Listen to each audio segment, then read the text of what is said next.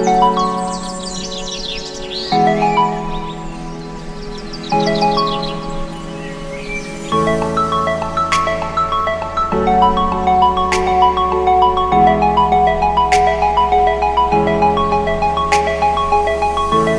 Morning কাছের বন্ধু অতিথি ফ্যামিলিতে তোমাদের সবাইকে স্বাগত। তোমরা সবাই কেমন আছো? আশা করি তোমরা সবাই খুব ভালো আছো, আমিও ভালো আছি। আজকে না উঠতে অনেকটা দেরি করে ফেলেছি, তো তাই জন্য কি করেছি, সকাল সকাল উঠে স্নানটা সেরে নিয়েছি। স্নান সেরে ফ্রেশ হয়ে তারপরে গেছিলাম ফুল আনতে, কিন্তু আজকে ফুল পেলাম না, যেহেতু দেরি করে উঠেছি। আজকে অনেকগুলো কাজ রয়েছে, আমার অর্ডার রয়েছে, মেয়েকে নিয়ে হসপিটালে যাওয়ার রয়েছে, সেই জন্য আর একটু যেতে হয় ফুল আনতে, সেটা যাওয়া হয়নি। গাছে ওই 3-4টে ফুল ফুটেছে, ওই দিয়েই পুজো দিয়েছি। তো চলো এরপরে একটু চা খাবো, খেয়ে তারপরে একবার ছাদেও যাবো, তবে অর্ডারগুলো ওগুলো করতে হবে। চলো তাহলে সঙ্গে থাকো আর দেখতে থাকো কাছের বন্ধু অতিথিকে। এখন নিয়ে নিয়েছি চা আর কর্নফ্লেক্স, এটাই আজকে আমার ব্রেকফাস্ট, আর অন্য কিছু ভালো লাগছে না খেতে। চলো এটা খেয়ে নি, তারপর কাজে বসবো।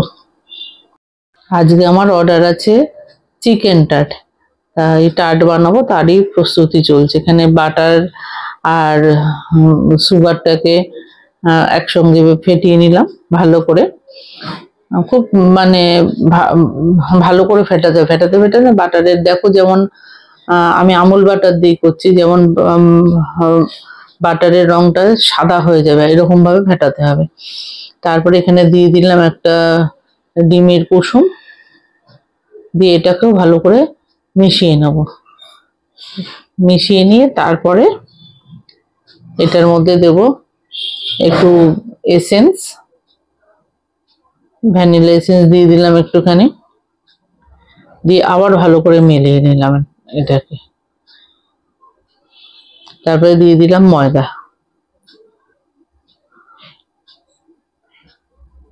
ময়দা দিয়েও এরকম ভাবে ভালো করে আগে স্প্যাচুলা দিয়ে ভালো করে মিশিয়ে নেব। তবে হাত লাগাতেই হবে আগে, যতক্ষণ স্প্যাচুলা দিয়ে মিশিয়ে, আবার ওভার মিক্সিংও করা যাবে না। দেখো এইরকম ভাবে মেশাতে মেশাতেই মিশে যায় ভালোভাবে, স্প্যাচুলা দিয়ে করতে সুবিধা হয়। স্প্যাচুলা দিয়ে একটু করে নিই, তারপরে হাত দিয়ে করবো। দেখো হয়েই গেছে আমার প্রায়। এবার এই যে হাত লাগাতেই হচ্ছে, হাত দিয়ে ভালো করে ডোটাকে একটু জাস্ট একটু মেখে নিলাম, একটু আর একটু স্মুথ করে নিলাম। স্প্যাচুলার গায়ে যেগুলো লেগে আছে সেগুলো দিয়ে দিলাম এগুলো। এবার কি করতে হবে, এটাকে ক্লিন র্যাপ করে ফ্রিজারে রাখবো, না ফ্রিজার না, ফ্রিজে রাখবো। ডোটাকে ক্লিন র্যাপে র্যাপ করব, র্যাপ করে নেব ভালো করে। র্যাপ করে এটাকে নর্মাল ফ্রিজে রাখতে হবে, ফ্রিজে আধ ঘন্টা রাখবো, রেখে তারপরে আবার ফার্দার প্রসেস করবো। ফ্রিজে থাক, তারপরে আমরা আবার ফিরে আসছি আধ ঘন্টা পরে। আমার আধ ঘন্টা হয়ে গেছে, ফ্রিজ থেকে ডোটা বের করে নিলাম। বের করে নিয়ে এবার এটার থেকে ভেঙে ভেঙে এরকম গোল করে করে মোল্ডের মধ্যে দিয়ে আঙুল দিয়ে চেপে চেপে এটাকে মোল্ডের মধ্যে ছড়িয়ে দেবো, তাহলে আর কি মোল্ডের শেপটা পাবে। এভাবে আস্তে আস্তে করে যাতে সমান হয়, একটু ধৈর্য ধরে করতে হবে। আর যেগুলো এক্সট্রা হবে মোল্ড থেকে বেরিয়ে যাবে, সেগুলোকে আঙ্গুল দিয়ে হোক বা ছুরি দিয়ে কেটে হোক বাদ দিয়ে দিতে হবে। হ্যাঁ, আবার বেলে নিয়েও করা যায়, কিন্তু বেলে নিয়ে আমার সুবিধা হয় না, অনেক সময় ফেটে যায়, সমস্যা হয়। রুটির মতো বেলে নিয়েও করা যায়, কিন্তু আমার এইভাবেই সুবিধা হয় বলে আমি এইভাবেই করি। তো দেখো আমার এই যে এটা একটা হয়ে গেছে, যেগুলো এক্সট্রা হচ্ছে সেগুলো ফেলে দিচ্ছি, একটা হয়ে গেল। এইভাবে আস্তে আস্তে করে সব গুলো যতগুলো হয় আর কি সবগুলো করে নেব। আর কি করতে হবে, সবগুলো হয়ে গেলে না ওই নিচের অংশটায়, যেটা বাটির তলার অংশ আছে, প্লেন অংশটা, সেখানে কাঁটা চামচ দিয়ে দিয়ে একটু বা টুথপিক দিয়ে দিয়ে একটু একটু ফুটো করে দেবে, তাহলে বেকিংটা খুব ভালো হয়।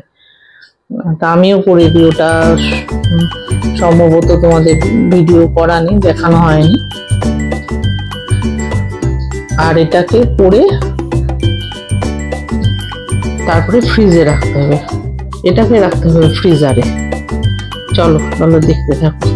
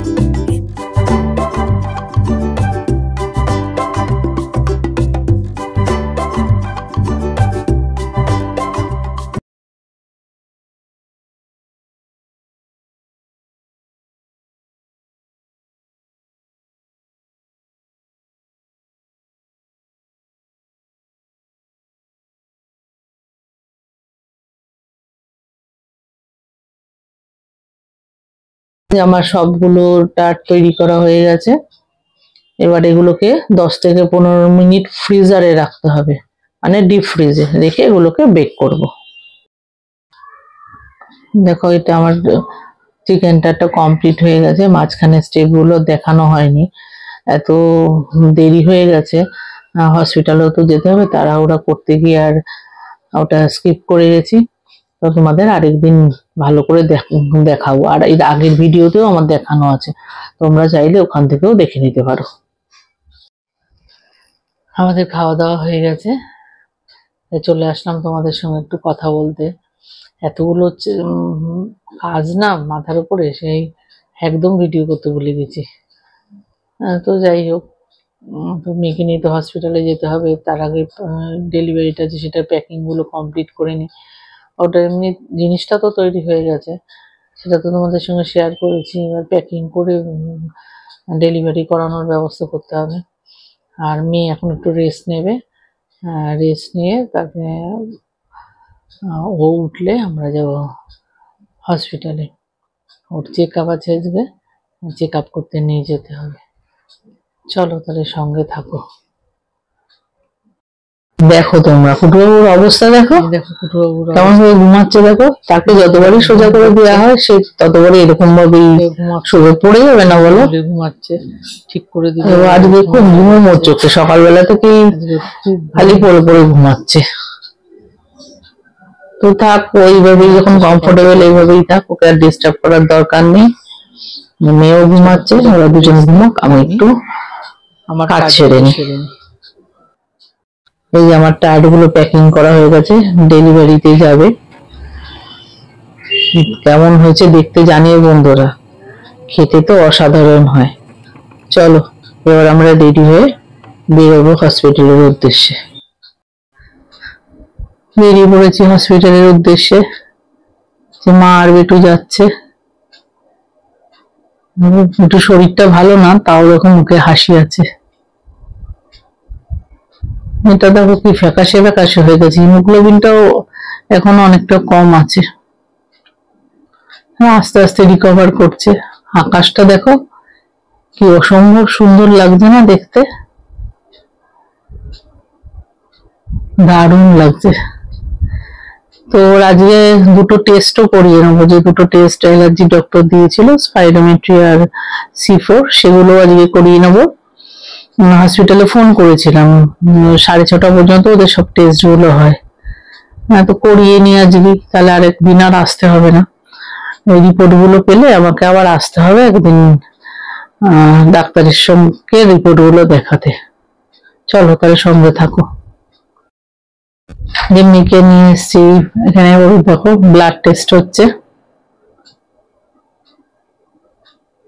তো ব্লাড টেস্ট করে তারপরে যাবো স্পাইরোমেট্রি টেস্ট করতে। এই যে এই লেফট সাইডের দেখো সোজা ঘরটা, ওই ঘরটার স্পাইরোমেট্রি টেস্ট হচ্ছে। আমি বাইরে ওয়েট করছি, আমাকে বাইরে ওয়েট করতে বলেছে। আর এখন দেখো যেহেতু বিকেলের দিকে একদম ফাঁকা হসপিটাল, একদম লোক নেই, দেখো চারিদিক একদম ফাঁকা, ওই দূরে কজন লোক বসে আছে। মেয়ের যে চেক আপ আছে সেটা অনেক দেরিতে, সেই 8:30টার সময়। কি করবো এতক্ষণ বসে থেকে, এখনো 3 ঘন্টা বসে থাকতে হবে।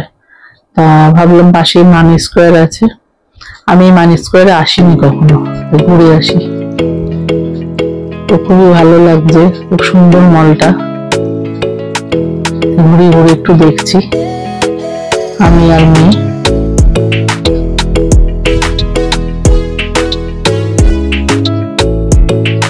তোমাদের সঙ্গেও শেয়ার করছি, আমার খুব ভালো লেগেছে এই মলটা। আমি এখানে তো আসিনি কখনো, খুব ভালো লেগেছে।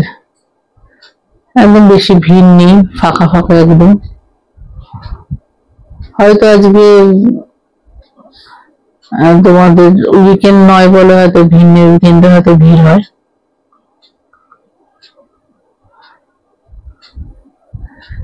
সব ফ্লোর গুলোই ঘুরে দেখছি আমরা। চলে এসছি এবার ফুড কোর্টে। অনেকক্ষণ দুপুরে খেয়েছি তো খিদে পেয়ে গেছে, আজকেই মেয়ে একটু বাইরে থেকে খাবে, দেখি কি খাওয়ানো যায়। ওর মনটাকেও ঠিক করা দরকার, ও আমি দুজনেই খুব ভয়ে জর্জরিত হয়ে আছি। চলো দেখে নি কি খাই। দেখুন মা মেয়ে নিয়েছি দুটো র্যাপ। তো আমার র্যাপ গুলোর নাম আর ঠিক মনে নেই, মেয়েই অর্ডার দিয়েছিল। আর নিয়েছিলাম কোয়ালিটি থেকে দুটো স্মুদি। আর আমাদের এখন চলছে ফটো সেশন, মা মেয়ের একটু আহ্লাদ, একটু আদর। চলো তাহলে খেয়ে নি, তারপরে আবার ফিরে আসছি।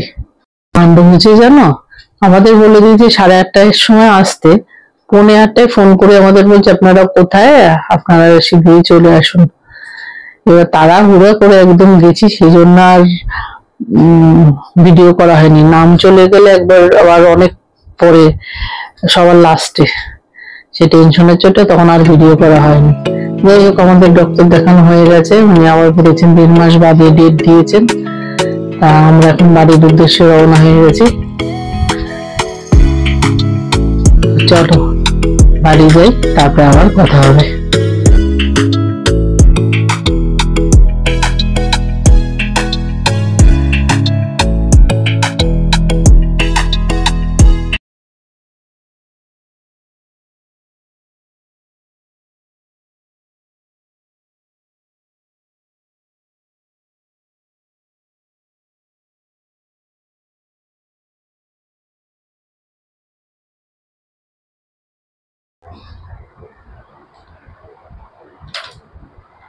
হসপিটাল থেকে চলে এসেছি, তো বেশ টায়ার্ড আছি আজকে। তো আজকে তেমন কিছু আর তো দেখালামই তোমাদের, যে একটু বাইরে থেকে খাওয়া দাওয়া করেছিলাম। আর সারাটা দিন খুব হেক্টিক গেছে, এখন আর ভালো লাগছে না।